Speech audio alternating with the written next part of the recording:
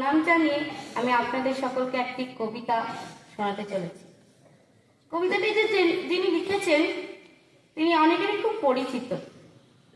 এই নবোদয় বিদ্যালয়ে তিনি 2 বছর তার শিক্ষা আমাদের সঙ্গে ভাগ করে গেছেন।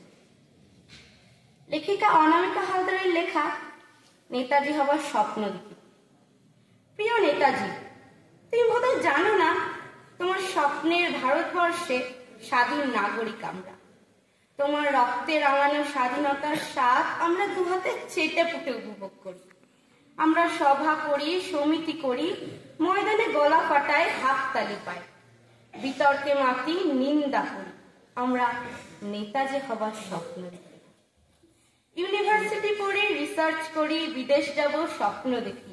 ICS পরীক্ষার জন্য দিন রাত এক করি। কলেজ স্ট্রিটে নতুন কেনা বইয়ের ভারে নুইয়ে পড়ি। সূর্যাসন স্ট্রিটের ফুটপাথ কিংবা শিয়ালদা স্টেশনে শুকনো মুখ প্রসারিত হাতে নিদিন পক্ষে একটা বিস্কিটের প্যাকেট বা কিংবা পাউরুটিও ফেলে দিই না। আমরা নেতাজি হবার স্বপ্ন দেখি। জন্মদিনে কেক কাটি, রেস্তোরাঁ যাই, পার্টি করি, বুক পকেটে সেলফোন রাখি। 13 পার্বণে 26টা নতুন জামা পরি। চাকরি করি, বীমা করি, কাজের ফাঁকে ছুটি পেলে বেরিয়ে পড়ি। সুযোগ পেলে পার্কে বসি, পিকনিকে যাই, কবিতা লিখি, গান গাই, আর দেশাত্মবোধক সিনেমা দেখে মাঝে মাঝে টিস্যু ভেজাই। নির্বিঘ্নে মধ্যাহ্ন ভোজন কিংবা ডিনার সেরে ঘুমিয়ে যায়। আর 23শে জানুয়ারি এলে তোমার ছবি আর ভারী ভারী উদ্ধৃতি পোস্ট করে দেশপ্রেমে ভেসে যায়। কিন্তু নেতাজি হবার স্বপ্ন। আমরা NGO করি, সমাজ সেবার রঙিন ব্যাচ বুকের বাঁদিকে পড়ি। রক্তদান শিবির করি, বন্যা, খরা, মহামারী, দুর্ভিক্ষ ত্রাণ দিই।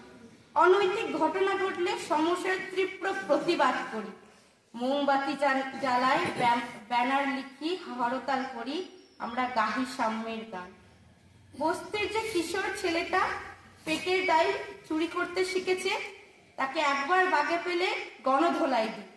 যে শিশুটি বাস স্ট্যান্ডে চায়ের দোকানে কিংবা হোটেলের সভ্য মানুষে এঁঠো বাসন মাজে, যে কখনো বর্ণ পরিচয়ের ছবিগুলো বিস্ময় বড় বড় চোখ মেলে দেখেনি, আমরা তাকে স্কুলের দরজাও দেখাই না। আমরা নেতাজি হবার স্বপ্ন ভুলেও দেখি না।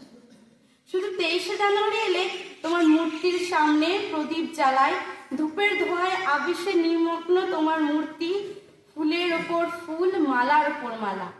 সেই ফুলের মালার ভারে তুমি ডুবে যেতে যেতে তুমি বোধহয় গর্জে ওঠো, আমি তোমাদের কাছে ফুলের মালা চেয়েছিলাম, আমি রক্ত চেয়েছিলাম, রক্ত।